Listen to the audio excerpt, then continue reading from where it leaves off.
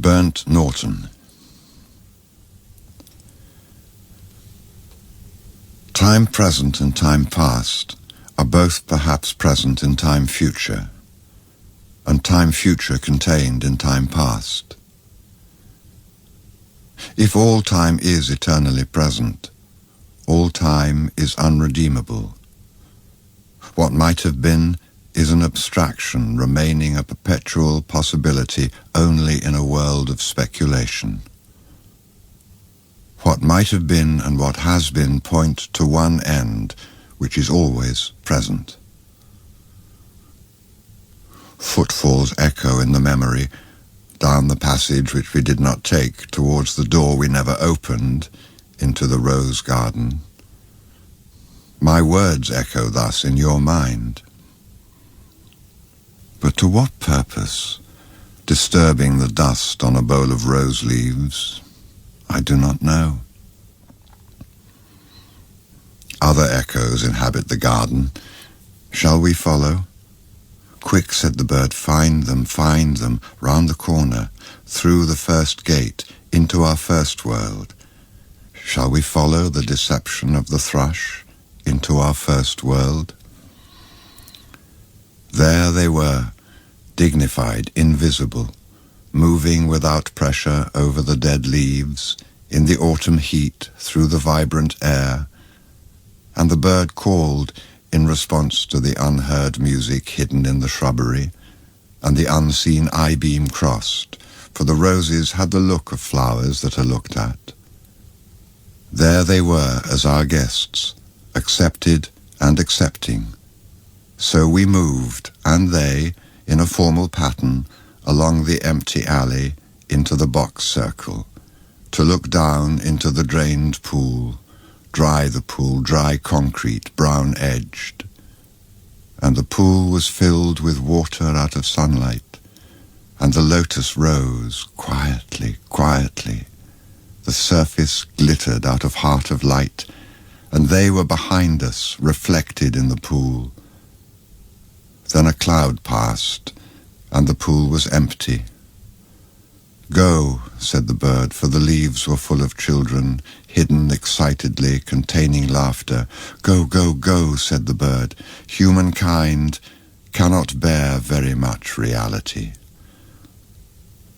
Time past and time future, what might have been and what has been, point to one end, which is always present. Garlic and sapphires in the mud clot the bedded axle tree. The trilling wire in the blood sings below inveterate scars, appeasing long-forgotten wars. The dance along the artery, the circulation of the lymph, are figured in the drift of stars. Ascend to summer in the tree, we move above the moving tree, in light upon the figured leaf, and here upon the sodden floor below the boarhound and the boar pursue their pattern as before, but reconciled among the stars. At the still point of the turning world, neither flesh nor fleshless, neither from nor towards, at the still point, there the dance is, but neither arrest nor movement. And do not call it fixity, where past and future are gathered. Neither movement from nor towards, neither ascent nor decline. Except for the point, the still point, there would be no dance, and there is only the dance.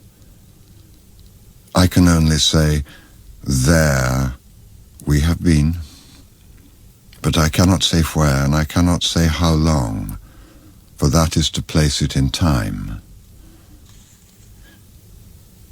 The inner freedom from the practical desire, the release from action and suffering, release from the inner and the outer compulsion, yet surrounded by a grace of sense, a white light, still and moving, Erhebung, without motion, concentration, without elimination, both a new world and the old made explicit, understood in the completion of its partial ecstasy, the resolution of its partial horror. Yet the enchainment of past and future, woven in the weakness of the changing body, protects mankind from heaven and damnation which flesh cannot endure. Time past and time future allow but a little consciousness.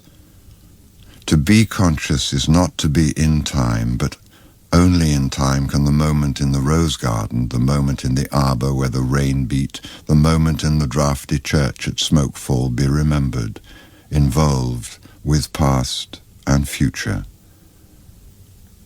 Only through time, time is conquered.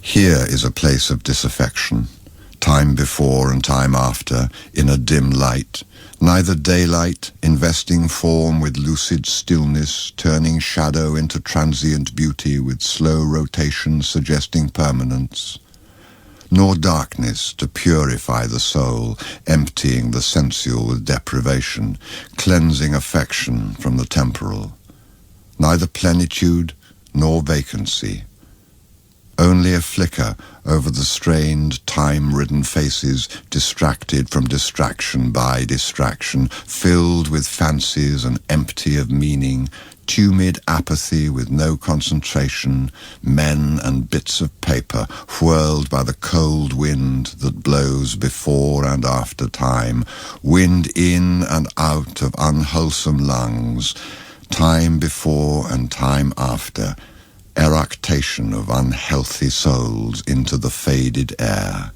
the torpid, driven on the wind that sweeps the gloomy hills of London, Hampstead and Clerkenwell, Camden and Putney, Highgate, Primrose and Ludgate. Not here the darkness in this twittering world. Descend lower, descend only into the world of perpetual solitude. World, not world, but that which is not world. Internal darkness, deprivation and destitution of all property, desiccation of the world of sense, evacuation of the world of fancy, inoperancy of the world of spirit. This is the one way, and the other is the same, not in movement but abstention from movement, while the world moves in appetency on its metalled ways of time past and time future.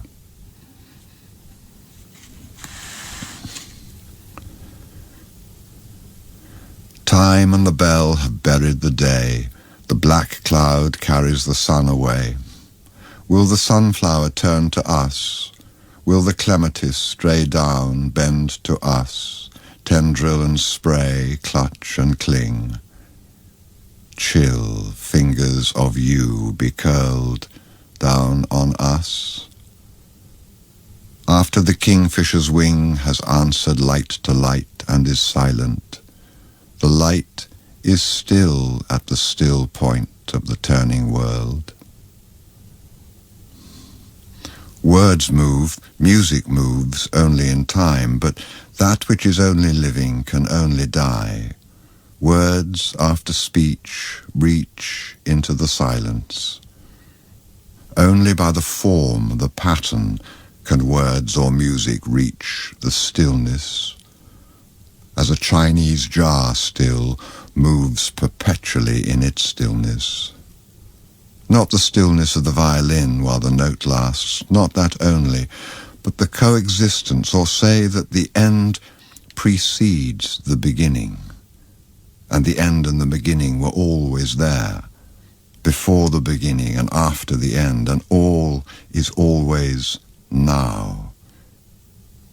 Words strain, crack, and sometimes break under the burden, under the tension, slip, slide, perish, decay with imprecision, will not stay in place, will not stay still. Shrieking voices, scolding, mocking, or merely chattering always assail them.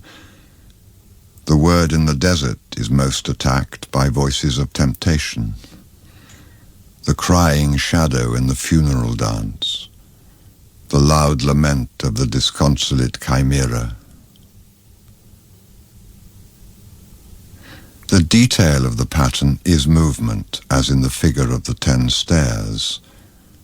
Desire itself is movement, not in itself desirable. Love is itself unmoving, only the cause and end of movement, timeless and undesiring, except in the aspect of time, caught in the form of limitation between unbeing and being. Sudden in a shaft of sunlight, even while the dust moves, there rises the hidden laughter of children in the foliage. Quick, now, here, now, always. Ridiculous the waste, sad time, stretching before and after.